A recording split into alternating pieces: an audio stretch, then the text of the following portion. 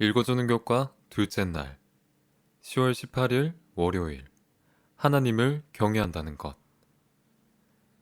모세는 이스라엘 백성들에게 그들이 가진 모든 것을 가지고 하나님을 사랑하라고 말했다. 그것은 명령이었다. 그런데 모세가 그 명령을 말하기 전 조금 앞 구절에서는 또 다른 명령을 주었다. 내 하나님 여호와를 경외하라. 신명기 6장 2절. 신명기 10장 12절을 읽어보라. 이 성경절은 사랑과 경외에 대해 무엇이라고 말하고 있으며 우리는 그 말을 어떻게 이해하는가? 한 성경절에서는 하나님을 경외하라고 말하고 다른 성경절에서는 그분을 사랑하라고 말하며 이 성경절에서는 하나님을 경외하는 동시에 사랑하라고 말한다. 사람들이 일반적으로 이해하고 있는 경외라는 단어의 의미로 볼 때 이 명령은 뭔가 모순되는 듯 보이지만 사실은 그렇지 않다. 하나님을 경외하는 것은 우리에게 있어 매우 자연스러운 반응이 되어야 하기 때문이다. 하나님을 경외하는 것은 우리의 죄됨과 연약함과 그분께 대한 전적인 의존성에 대비되는 그분의 권위와 능력과 정의와 의로우심에 감탄하며 존경을 표하는 것이다. 우리는 하나님의 법을 어김으로 타락한 존재들로서 정죄받고 영원한 죽음을 맞이해야 하는 자들이었으나 하나님의 은혜로 살게 된 자들이다. 에베소서 2장 1절에서 10절을 읽어보라. 이 성경절이 우리가 어떻게 하면 하나님을 경외하는 동시에 사랑할 수 있는지에 대하여 이해하는 것을 어떻게 도와주는가?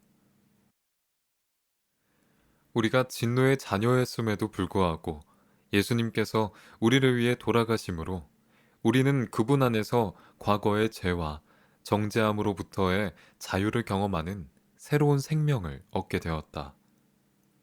이것이 오늘날 우리에게 사실인 것과 같이 똑같은 원리가 고대 이스라엘 백성들에게도 적용되었다. 그들은 애굽에서 노예로서 억압 가운데 살고 있었지만 그들을 향한 하나님의 사랑과 은혜가 그들에게 위대한 구원을 가져다 준 것이었다. 너는 기억하라.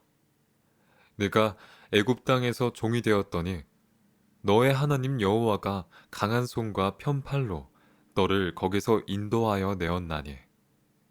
신명기 5장 15절. 그러므로 그들이 하나님을 사랑하는 동시에 경외하는 것은 당연한 것이었다. 만약 그들이 그렇게 해야 했다면 우리를 위해 십자가에 달려 돌아가신 예수님에 관한 위대한 진리를 알고 있는 우리는 얼마나 더 그렇게 해야겠는가? 교훈입니다. 하나님을 경외한다는 것은 우리를 죄에서부터 구원해 주신 하나님께 그의 합당한 경배와 존경을 돌려드리는 것이다. 묵상입니다. 요한계시록 14장 6절과 7절을 읽어보십시오. 세상을 향한 마지막 기별 가운데 하나님을 두려워하라 라는 명령이 하나님의 첫 번째 명령이라는 사실을 어떻게 이해해야 할까요? 적용입니다. 하나님을 경외한다는 것의 참된 의미를 그대의 삶에 어떻게 적용하시겠습니까? 영감의 교훈입니다. 말세의 위험. 우리는 지상 역사의 가장 엄숙하고 중요한 시기에 살고 있다. 우리는 말세의 위험 가운데 처해 있다. 중요하고 두려운 사건들이 우리 앞에 있다. 하나님을 경외하며 그분의 율법을 사랑하는 모든 사람들이 하나님 앞에 자신을 겸비하게 하며 고민하고 애통하면서 하나님의 백성을 하나님께로부터 분리시킨 죄악을 고백하는 일이 얼마나 필요한가. 증언보감 1권 333.